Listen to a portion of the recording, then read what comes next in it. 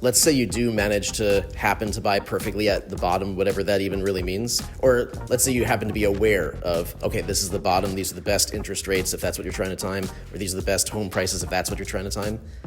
There's still barely anything for sale, so it doesn't mean the house you want to buy even exists at that moment anyway. Thanks so much for tuning in. This is Michael Krasilovsky with Team K Realty, and yes, today we are talking about what a housing bubble actually looks like and trying to time the market. And this is an excerpt from a class that I taught with our buyer specialist, Noel Moen, and Joshua Kittle of Cross Country Mortgage. The overall class was called The Sky Isn't Falling and There Is No Bubble, what you need to know about home buying today, and we're diving in right now, so please keep in mind that this is not a commitment to lend, we're not quoting actual interest rates, we are equal opportunity housing and lending, and this is not to be considered investing, financial, tax, or legal advice. So please do consult those respective experts. So there's another piece that comes into play when we talk about newspaper headlines, which is always like, oh, the bubble's gonna burst, the bubble this, the bubble that. What is a bubble? Let's actually define some of these terms. In fact, I don't think we have a specific slide for this, but let's define, when we get to it, what a recession is too, because I bet no one in the audience can actually define that term. I wouldn't have been able to if I didn't go to a class from Joshua a year or two ago, right? So we talk about all these things, we throw these terms around, but we don't even know what they mean. So what does a housing bubble actually look like? Let's look at some numbers and some graphs. I think this is a great question because, again, if you follow media, which I've been in this for 19 years. I very rarely have found media to report accurately on my industry. And so this time is no exception. But most Americans right now, and my clients even in 2021, 22, housing bubble. That in the news was saying, particularly someone like Diana Olick, who's always on there, has been negative on housing for 10 years. And I'm sorry for anybody who's been taking her advice and hasn't bought a house in the last 10 years, because man, have they missed out. Since 2013, home values have gone up 116%. Since the last 2 years, 2020 and 21, home values went up 40%.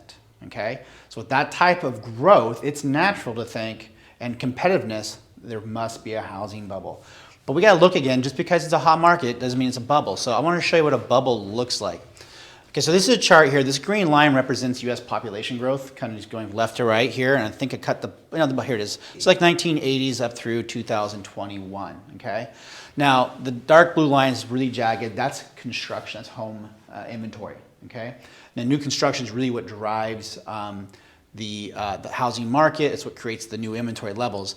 What you'll notice here, if we go back to 2006, 2007, you'll see we have a lot more inventory that we have available compared to what the population need is. In spite of that, in 2006, we had very high home appreciation. Not nearly as high we saw the last 2 years, but we're seeing 10%, 15% high appreciation, multiple offers, kind of that kind of feeling that we just recently had, which is why people think, boy, it's starting to feel like 2006, it must be a bubble. But the problem is then what we had here is with, how do you get high appreciation when you have more supply than you actually have demand? Well, that's where The Big Short movie comes in, is you had really loose lending guidelines that allowed people who couldn't afford one home to buy 4 homes. So everybody got to be a speculator. And everybody was starting to speculate. You didn't really have to do anything but fog a mirror. You got a loan. So we were buying and trading inventories with each other, creating this false value that wasn't there, because if you looked at the numbers, there's no need to be building more homes, yet we were doing it and they were selling. That's a bubble. Now look where we're at now. Do we see a difference here? Okay? This is nothing like 2006, 2007. And so those in the media who are trying to paint this idea that it's a bubble just really don't understand basic economics, which is supply and demand, right? Why should we expect home values to drastically drop when we don't have enough value to meet demand? We might do things that actually kind of settles demand, puts a damper on demand short term, but long term, are we really going to see values drop? If there's a bubble in this picture, it would have to be the population. I don't think you're going to see a mass exodus of people who decide to leave the U.S. or more locally Oregon or more locally Benton County or Lane County compared to that. So I just want to show that. This is what a bubble looks like. You have more than you need and values going up, okay? So that's a little bit different than back here, maybe in the 80s where you had a lot more inventory, but values weren't really spiking. Here we had real high. So the other thing I'm going to look at, because the news talks about, just to go back to the inventory, so we kind of saw the jagged line, but here's another way to look at inventory. Now, I was doing classes, 2021, we're in 23 now, so 22. News, again, very negative on housing, 2022. Housing's not affordable. Housing's starting to show weakness. And the whole reason they were saying weakness is this is showing active listings. And they were stout, if you go back, just imagine, we cut this off here. They were saying, see, inventory's going up, housing must be weak. And that was the message they were sending out there. What they failed to tell you again is that, well, this type of movement's normal. It's seasonality. There's a seasonality to when people want to buy and when people want to sell. What they failed to also show, they didn't explain the seasonality, but they also failed to show that we're in a trend where we see less and less inventory at the peaks before the season starts to sell. But again, demand hasn't followed that trend as well. And so even though, and now what we are hearing is, well, okay, the whole idea of building inventory is down, is they're like, well, inventory is twice what it was last year. Bad market, right? You have twice the inventory. And you guys are out there actively buying, realize that twice the inventory still feels like it's pretty abysmal out there. Still feels like nothing. And the reason for that is because, look, normal inventory is be up here about 1.4 million. At the peak, we're at 578. Even though we're double what we had last year before the selling season started, we're more than half of what we would normally need before we go into the selling season. This is why you're still seeing pressure and you haven't seen the drop that the news tends to focus on. The other big thing I want to talk about with the news is the difference between listings and active listings, right? So this is showing active listings. What does that mean? Well, if I'm a builder, I'm going to build homes. I have a bunch of homes I have listed, but I haven't even started them yet. So they're active, but that's not something you're going to actually be able to go out and move into. So if you got to move into Corvallis, you need a place to live the next 60 days, it's active, but you're not going to be able to go into it. You also have listings that are under contract. So you look at listings, and the problem there is you might have 100,000 homes listed, but if 50,000 homes are under contract in the state, you can't go look at those, right? So what you're most interested in is not how many listings do I have, because I want to know which listings can I actually put an offer on, because it's already under contract and it's already going through the process. It's still a listing, but it's not something you can make an offer. So you want to look at what's active listings that you can actually put an offer on.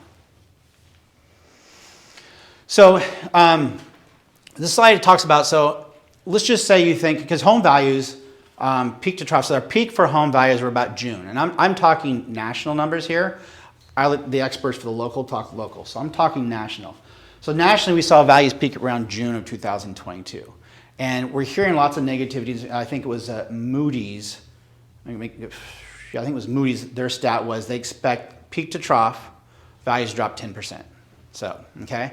So far this year, depending on what report you look at, we've seen values drop nationwide about 2.9%. So they still expect that by the end of 2023, according to the report, values drop 10%. Based on that, we have clients, of course, who are thinking like, well, I'd like to time the market, right? I mean, wouldn't you love to buy the house at the lowest point just before it goes back up? I mean, I would like to. Well, Warren Buffett's one of the best investors on the planet, right? And he will tell you flat out, he never tries to time the market, because you'll lose every time. It's by luck that you do this. Same thing with interest rates. Trying to time interest rates to get the lowest rate before you refi, the lowest rate before you buy. I've been doing this for 19 years, and when the rates dropped, I didn't get the lowest rate. I'm a lender. I didn't get my clients got better rates than I did. Well, why is that? Well, because I don't try to time the market, because I tried that once in 2016 because I was really busy, rates were dropping low, and thought, oh, I got time and I'm going to go lower. But when rates change and when values change, we'll see that next slide here, they change rapidly. So it's really easy to lose if you're trying to time the market. So then the question becomes, is it better to try to purchase before the bottom comes in, because you don't know where the bottom's at, or after? So on this black line, just put your price point in your home. Let's just say you're trying to buy a home at $500,000. Do you want to buy it at $500,000 before the bottom, or at $500,000 it's after the bottom and you realize, okay, now it's not the bottom, things are going up, I'm going to make the move? So this is the same purchase price. Same purchase price. It's just whether you capture that home before the bottom or after the bottom. Because, with the assumption that you're not going to be able to time it perfectly at the bottom. Well, before the bottom, you have a lot more advantage at that same price point. And you get a better deal than you do after the bottom at the same price. Because if you don't know the bottom's in yet, neither does the seller. So now the seller has the same anxieties as you got, because they're like, man, you're waiting for the lowest price. They're trying to sell before the lowest price comes in.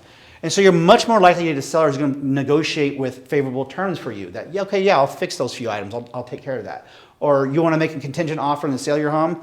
Okay, well, if you just give me the price the market's at now, I'll take it, so I can lock this up before it goes down anymore. You can drive a better deal. But if you wait till after the market, the sellers just like you, they know it now. They're like, man, the worst of it's over. My house was worth, instead of 400, it was worth, 390, but now it's 400. It looks like things are going up. And now you say, hey, would you fix this leaky toilet? No. I won't do that because I have other people. I don't need to, because now as longer I wait, values just go up. If you don't buy it, somebody else will for more.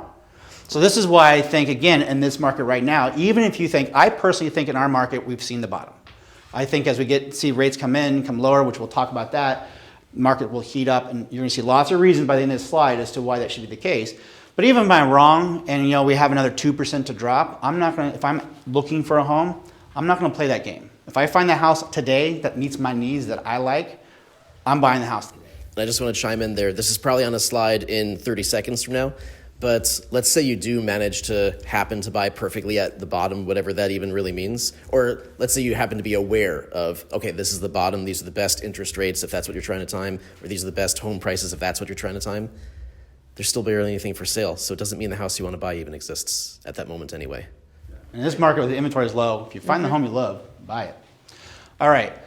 So another reason why you want to buy, I think, to know about bottom. So here's another way of looking at inventory. So a few different ways for you guys to see it. And point back to the 2006-07 bubble. Okay. Bubble popped. Way more inventory than we needed. By 2012, all that inventory was absorbed because there was no more building going on. But population continued to grow, so the population grew to meet the needs, and then we're there. So in 2012 was when we put the bottom in on housing. That's the last time we saw housing prices drop, okay, and drop significantly. And keep in mind too, that was like depending on what stats you looked at, either the greatest or the second greatest total drop in value in real estate in U.S. history. So huge drop, okay. So after 2012 put it in the bottom, which of course nobody knew. Within the next year, homes prices jumped 8%. Okay, you'll see the same thing in stocks. If you watch stocks, when bottoms finally come in and they finally get placed, they sometimes even if it's a downwards, they call it a dead cat bounce. It'll hit and then it bounces back, it starts to recover. Okay, so the question becomes then: look at today and where our inventory level is, our population is. You guys can kind of feel the need. There's not a lot of inventory out there, and right now, we don't sense the same amount of demand. 2 years ago we had 15 offers, 20 offers on every single property. You don't have that now, but that's not because those people all of a sudden don't want to own homes. Like you, high interest rates have kind of scared them, and so they're on the sidelines. But like you, when rates come down and you start to feel comfortable again, so will they. And the question becomes, when that market comes back in with this type of inventory, what's going to happen? Now, I'm not going to sit here and say we're going to have a 20% pop in values like we saw in 20 and 21, but I do think that there's a reason to believe that the market with the inventory and demand that I think, again, I call it shadow demand. You're not seeing them out there writing offers right now, but they want to own a home. They're ready to get their own place, and that's going to be there. So that's something, and again, a reason why I think you don't wait for that bottom, and there's not going to be a bubble. Can I add something into there? Sure. Shadow demand sounds super cool. We need to make a meme for that. And there's a lot of shadow demands. Mm-hmm. I mean, Noelle and I have got a lot of market watch searches set up for people such as yourselves that are wanting to have their finger on the pulse of the market, wanting to buy, but worried about actually taking action. It's not like we're showing homes to 5 people and we only have 5 market watch searches set up behind the scenes. We've got like 100 market watch searches set up behind the scenes. Shadow demand is definitely there. Mm-hmm. Easily. Yeah. Yep. And the inventory too is going to be an issue going forward because we're going to have this situation where rates will drop to the point where buyers are ready to come back into the market, right? Now this last year, because the Fed's raising the Fed's fund rate, which makes cost of construction really expensive, and builders learning their lesson in 2006, we've seen construction drop off drastically. And it takes time. Once the contractors see demand back, it takes time to start to build, so there's lag. But we're going to have, I think, even more issues with inventory because sellers that are in a home, potential sellers, that are sitting in a home at a 3% rate, to sell their home and buy the same price home somewhere else at current rates is doubling their payment. They're not excited about that. And so you have, normally in our market, we expect a certain amount of our inventory to come from people just moving across, moving up, moving down, moving across town. Now our sellers are usually people like, I gotta move. I got to downsize, I can't, for a reason, or I got a job somewhere else. But people who just simply move just to move, it's a little bit more difficult, which will put further constraints on inventory and prices, supply and demand. Basic economics 101, which Diana Olick doesn't understand. Supply and demand, I just don't think there's underlying reasons to expect big drops. Now, what's caused this big shadow inventory? A lot of it has been interest rates, and interest rates impact to affordability, which we'll talk about later. But we have to realize is we're coming off the all-time lows. I mean, 2.5% rate if you're able to time the bottom on a 30-year fix, insanely low rates, okay? But if you look at historically where we've been, I think the last, since 1971 there, the average rate is 7.75%. I bought my first house at 6.875 and I was like, sweet, they just broke below 7. It was a refi boom going on because my gosh, I got a great rate at 6.875. And now people are cursing a rate of 6.875. And people will say, well, yeah, but it's different, Josh. You bought that house, brand new house cost you $150,000. Nowadays it's costing you $450,000. Well, we'll look at the affordability thing because again, this is where the news gets it wrong. So when they talk about affordability, and unless you're in the business like I am, I wouldn't expect you to understand it like I understand it. But affordability is not tied just to the rate or just to the payment. And we're going to go through an example of that. But this is what we see for rates. You guys have anything to add on that one? I just want to reemphasize the title of this slide because I thought about having a really cool PowerPoint flash in for the word average at the top, and I decided not to because, PowerPoint for crying out loud. But even the wording that we use, which we fall into, we talk about interest rates as being high, but interest rates are at an all-time average, not an all-time high. They're just higher than they were a few years ago. And that stinks. That's annoying. But the whole point of that was to make it so the market isn't as insane as it was a few years ago, which makes it humane for our buyers and, quite frankly, for us as industry professionals because we don't have to deal with 15 offers on every house. That sucked too, just in a different way. When you make your buying decision on a single item like that, like just rates, or when rates were 2.5, why weren't people buying homes? I had lots of clients. They have clients. We had mutual clients. This market's just too crazy. They want me to pay $40,000 over asking prices. That's just, nope, that's irresponsible. I'm not going to do it. So the reason why they wouldn't buy is prices are too high. Now it's not prices are too high, it's rates too high. And again, for people who always look at one thing, you're always going to find something in the equation you can say that's not a good time to buy and not buy it, and you're left out of the market. Since 2013, 116% appreciation in values. 2020, 21, 40%. How many people would like to go ahead and go back to 2020 price, offer $50,000 over, and get a 2.5% rate with it? Yeah, that one's lost. Yeah. It's gone. So don't wait for that. And despite today's interest rates, we're still moving a lot of families. Over the past 12 months, we've been moving about 50 families just alone with us. And there have been a few homes that sold for a lot less. That's really telling. There's a lot of demand still. We're usually going about asking price. And a few of the ones that were selling less, there was a few special cases. They had big challenges associated with them. Right? I mean, there's one house I'm thinking of that was right by a large set of high-tension power lines. It sold for a lot less than I thought it was going to sell. I'm going to authentically tell you that. I was a listing agent. I put the market price on that home, marketed the heck out of it. It was listed at X amount, and it sold for substantially less. That was not a happy thing. But that was not every house that we sold in the last year. It was just the ones that had big challenges that people weren't willing to make the kind of compromises for. All the others, on average, they did well. They did well. Yeah. Mm-hmm.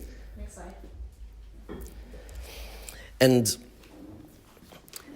despite interest rates being higher than they were before and affordability being a big part of the conversation, most of our buyers, most of our people such as yourselves that we started talking with who are like, hey, I want to buy a home, but I'm worried about being able to qualify for the payment, they did still get pre-approved, right? And this is going back to what Joshua was talking about, which is there's more to home affordability than just the price tag. There's more to home affordability than just the interest rate. It's how the big picture comes together, which also includes inflation that's hopefully affected your wages as well. Home affordability is the big picture, not just one of these metrics.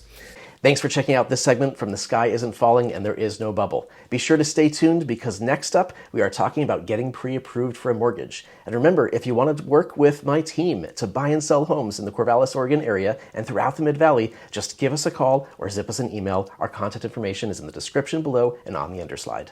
Thanks and bye for now.